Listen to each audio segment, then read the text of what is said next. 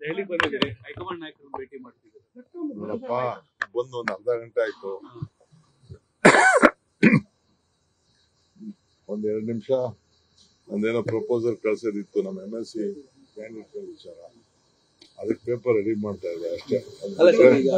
CM ಅವರು ರಾಹುಲ್ ಗಾಂಧಿ ಭೇಟಿ ಆಗಿದ್ರು, ಸಚಿವ ಸಂಪುಟ ಪುನರ್ರಚನೆಗೆ ಗ್ರೀನ್ ಸಿಗ್ನಲ್ ಸಿಕ್ಕಿದೆ ಅನ್ನುವಂತ ಮಾಹಿತಿ ಇದೆ.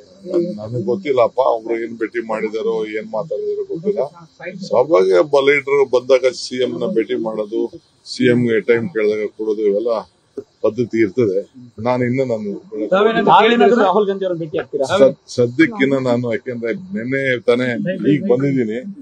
ಅವರು ಸಂಡೇ ಭೇಟಿ ಮಾಡ್ತಾರೋ ಇಲ್ಲೋ ಇನ್ನು ನನಗೆ ಗೊತ್ತಿಲ್ಲ. ಅವನಿಗೆ ನಾನು ನೋಡ್ತೀನಿ. ನಾನು ಇನ್ನ ನಾಯಕತ್ವ ಬದಲಾವಣೆಯ ಸಂಪುಟ ಪುನರ್ರಚನೆ ಅನ್ನೋ ಪ್ರಶ್ನೆಗಳಿದ್ವು. ಈಗ ಸಚಿವ ಸಂಪುಟ ಪುನರ್ರಚನೆ ಆದ್ರೆ ನಾಯಕತ್ವ ಬದಲಾವಣೆ ಆಗಲ್ಲ ಅನ್ನೋ ಒಂದು ಸಂದೇಶ ಕೊಟ್ಟಂತಾಗುತ್ತೆ. ನನಗೇನು ಗೊತ್ತಿಲ್ಲ. ನೀವೇನಾದ್ರೆ ಚೀಫ್ ಮಿನಿಸ್ಟರ್ ಹತ್ರ ಮಾತಾಡಿ. ಪಕ್ಷದ ಶಿಸ್ತಿನ ಸಿಪಾಯಿ ಡೈಲಾಗ್ ಏನಿಲ್ಲ. ಪಾರ್ಟಿ ಹೆಂಗ್ ಹೇಳ್ತದೆ ಹಂಗೆಲ್ಲ ಕೇಳ್ಕೊಂಡು ಹೋಗ್ಬೇಕು ನಾವೆಲ್ಲ. ಅಷ್ಟೇ ನಮ್ ಕೆಲಸ. ಈಗ ಸರ್ ಸೋಮವಾರ ಮತ್ತೆ ಬರ್ತಾರೆ, ಪ್ರಧಾನಿ ಅವ್ರನ್ನ ಭೇಟಿ ಆಗ್ತಾರೆ, ಹೈಕಮಾಂಡ್ ಅನ್ನು ಕೂಡ ಭೇಟಿ ಆಗ್ತಾರೆ CM ಅವರು. ಹಾಗ್ರಿ ಏನ್ ತಪ್ಪೇನ್ರಿ? ಈ ನೀವ್ ಯಾವ್ದೋ ಬೇರೆ ಪಾರ್ಟಿಯವ್ರ ಹತ್ರ ಮಾತಾಡ್ತಾ ಇದ್ರಲ್ಲ. Every right to meet every one.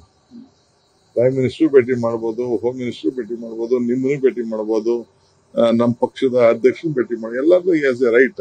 ಅದೇ ಪದೇ ಭೇಟಿ ಆಗ್ತಿರುವಂತದ್ದು ಹೈಕಮಾಂಡ್ ನ. ಹಾಗಾಗಿ ಸಾಕಷ್ಟು ಕ್ಯಾಬಿನೆಟ್ ಬಗ್ಗೆ ನೀವು ಪ್ರಸ್ತಾಪ ಮಾಡೋ ಪ್ಲಾನ್ ಮಾಡ್ಕೊಂಡಿದ್ದೀವಿ. ನಾನೇನು ಮಾತಾಡಲ್ಲ. ನನ್ನೇನಾದ್ರು ಕೇಳಿದ್ರೆ ನನ್ಗೆ ಏನ್ ಬೇಕು ನಾನು ಹೇಳ್ತೀನಿ. ಅಲ್ಲ, ಪಕ್ಷದ ಅಧ್ಯಕ್ಷರು ಸರ್, ತಾವು ಪಕ್ಷದಲ್ಲಿ ಕೆಲಸ ಮಾಡೋದು ಅದೆಲ್ಲ ನನ್ಗೆ ಗೊತ್ತು. ಅವ್ರು ನನ್ಗೆ ಏನ್ ಕೇಳ್ತಾರೆ ಏನ್ ಕೇಳಲ್ಲ ನನ್ಗೆ ಗೊತ್ತಿದೆ. ಅದು ನಾನ್ ಮೀಡಿಯಾ ಜೊತೆ ಮಾತಾಡೋದು. ಖರ್ಗೆ ಅವ್ರ ಜೊತೆ ಭೇಟಿ ನ್ಯೂಸ್ ಫಸ್ಟ್ ನಿರ್ಭೀತಿಯಿಂದ ನಿಮ್ಮ ಪರವಾಗಿ.